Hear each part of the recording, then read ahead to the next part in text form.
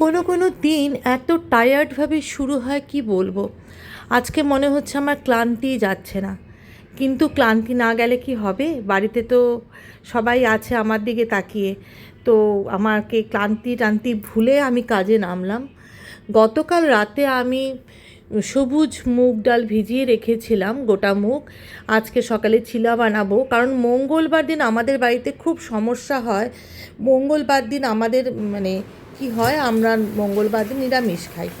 তার জন্য আমরা চিলা বানার জন্য মুগ ডাল ভিজিয়ে রেখেছি, আর তার মধ্যে গ্রিন চিলি আর একটু আদাও দিয়ে দিয়েছি।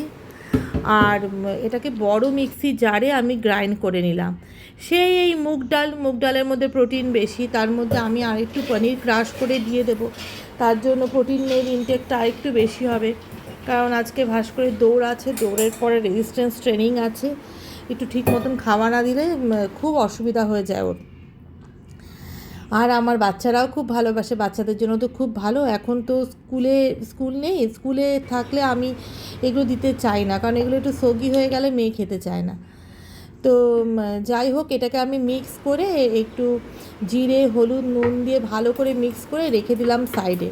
এখন প্রায় সকাল 6:30 বাজে। তো মা দেখি ঘুম থেকে খুব তাড়াতাড়ি উঠে গেছে। তো আমি এখন কি করব, আমি আর মা তাই বললাম, মা তাহলে চাটা খেয়ে নিই। আমার ভেবেছিলাম একটু নিচে যাব হাঁটতে, আজকে আমার কিচ্ছু করতে ইচ্ছা করছে না। তো আমি আর মা একটু চাটা এখন খাবো, আর পাশে আজকে সয়াবিন আলু মানে বসিয়ে দিয়েছি সেদ্ধ করতে। আর আজকে করেছি পটল ভাপে।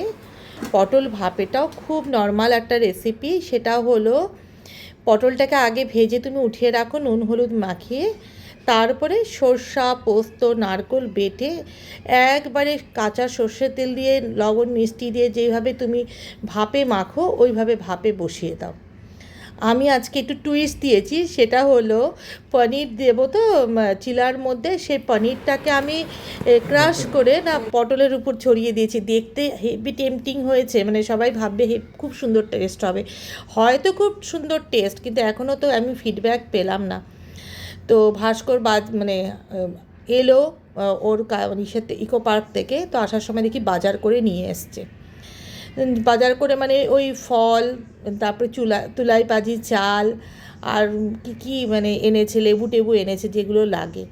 এটা হচ্ছে মেয়ের আর মেয়ের বাবার, ছোট পাত্রে মেয়ের আর বড় পাত্রে মেয়ের বাবার চিলা তৈরি হচ্ছে।